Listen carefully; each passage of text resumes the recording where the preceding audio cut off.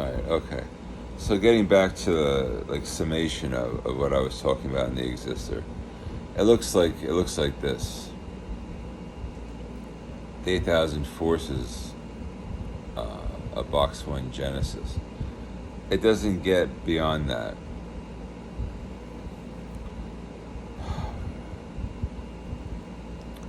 What I mean by that now, if you're following what I'm saying, I know I deleted the whole thing and then I put a few more up in the exister. I put a few more vids up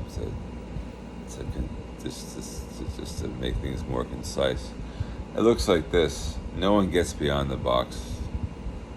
A box in the universe is kind of like something no one can understand. It's not good or evil either.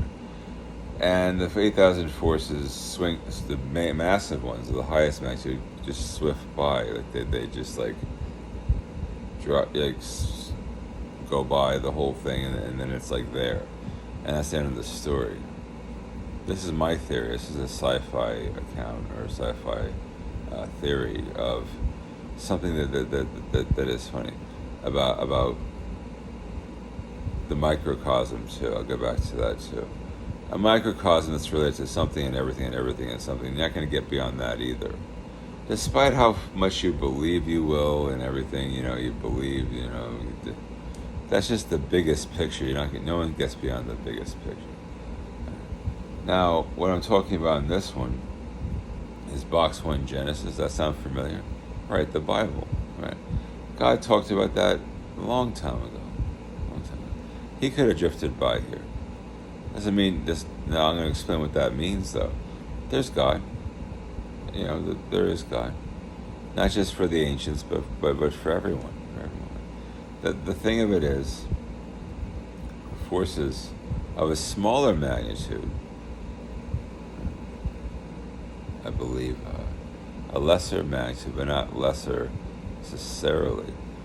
What I mean by that is it's still very powerful. The reason why you're intact, the reason why you're intact. Otherwise, you would never maintain any shape or form. Any humanoid, anything relative to even Lucy, the special reptile that I mentioned, Lucy could have drifted by here too, which explains another thing about how when the giants drove, cruised by anything relative to this area of space, maybe, perhaps, on a much different level. Now, that's the greatest extent, which are beyond forces too. A lot of things don't make any sense in the universe, and in fact, this is one true point that I came across. You can't exist for any time, millisecond, not even a millisecond in the universe. This is the size of it, nothing can. So obviously, we're in a good position then. Nothing can exist in the universe.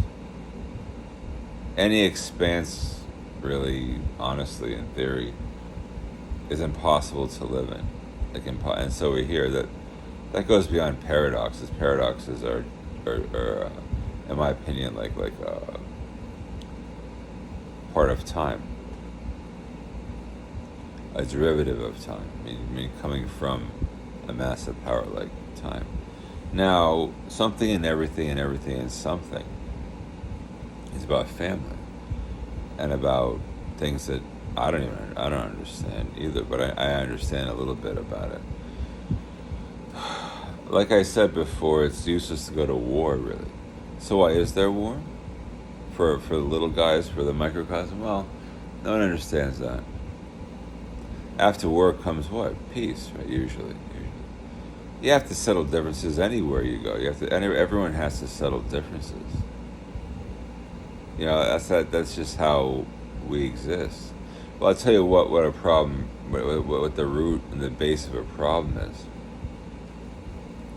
On a bigger level, first, the box doesn't want to be in a tree of boxes. Now, I mentioned this a long time ago. It's a giant cube, and they're all different boxes. No, don't worry about all that stuff. That's complicated. But our box, as I interpreted in my artistic way in Cycles of Time by Roger Penrose, one diagram shows like a box. I call it a tree of boxes, like a big box divided into many boxes. One of those boxes jumps out. of that whole thing. That's another problem that I'm never going to solve. But we're still in a box anyway. That's what I believe about things. A box doesn't have to be a square either. It's just a diagram. It can be any shape. It changes shape all the time, in fact, to maintain. The thing of it is, that's what I believe everything is located. Like Hawking wrote The Theory of Everything. We're all located, pretty much in my opinion, in my artistic opinion, in box one. And it's not just religious. It involves every force possible. And then, of course, the forces come, the greatest magnitude of forces come back and wonder what's going on,